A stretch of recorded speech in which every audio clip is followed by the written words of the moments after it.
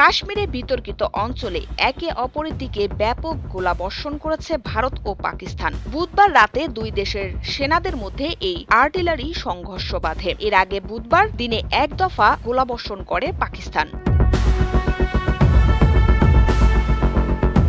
ভারত শাসিত কাশ্মীরের প্রতিরক্ষা মুখপাত্রের বিবৃতি অনুসারে পাকিস্তানি সেনাবাহিনী কাশ্মীরকে বিভক্তিকারী নিয়ন্ত্রণ রেখা জুড়ে ছোট অস্ত্র এবং আর্টিলারি বন্দুক দিয়ে গুলি ও গোলাবর্ষণ করেছে। জবাবে ভারতীয় সেনাবাহিনী সমানুপাতিকভাবে প্রতিক্রিয়া জানান। লেফটেন্যান্ট কর্নেল সুনীল বার্টওয়াল জানান, ভারতীয় সেনারা সজাগ আছে, যে কোনো পরিস্থিতি মোকাবেলায় তারা সক্ষম। এর আগে বুধবার দিনে ভারতীয় প্রতিরক্ষা সূত্র সিএনএনকে জানান, পাকিস্তানি সামরিক বাহিনী নিয়ন্ত্রণ রেখা জুড়ে গোলাবর্ষণ করেছে। এতে 12 জন বেসামরিক নাগরিক নিহত এবং 57 জন আহত হয়েছে। এছাড়া ওই হামলায় এক ভারতীয় সেনা নিহত হয়েছেন।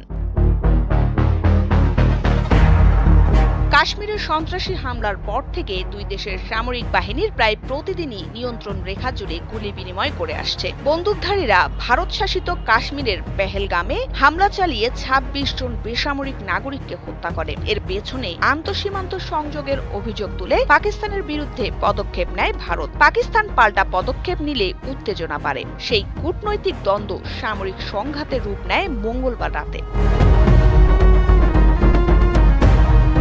এদিকে পাকিস্তানের লাহোর শহরের ওয়ালটন রোড এলাকায় বুধবার রাতে একাধিক বিস্ফোরণের শব্দ শোনা গেছে। প্রত্যক্ষদর্শীরা জানিয়েছেন, অন্তত 2 থেকে 3টি বিস্ফোরণ হয় এবং বিস্ফোরণের শব্দ শুনেই স্থানীয় বাসিন্দারা আতঙ্কিত হয়ে ঘর থেকে বাইরে বেরিয়ে আসে। বিস্ফোরণের পরপরই আইনশৃঙ্খলা রক্ষাকারী বাহিনী দ্রুত ঘটনাস্থলে পৌঁছে পুরো এলাকা ঘিরে ফেলে। নিরাপত্তার স্বার্থে সাধারণ মানুষকে ঘটনাস্থলের কাছাকাছি যেতে নিষেধ করা হয়েছে এবং চলাচলে কড়াকড়ি আরোপ করা হয়েছে। স্থানীয় গণমাধ্যমে প্রচারিত ছবিতে বিস্ফোরণের পর এলাকা জুড়ে ধোঁয়ার কুণ্ডলী উঠতে দেখা গেছে। এখনও বিস্ফোরণের প্রকৃতি বা উৎস সম্পর্কে আনুষ্ঠানিকভাবে কিছু জানায়নি প্রশাসন।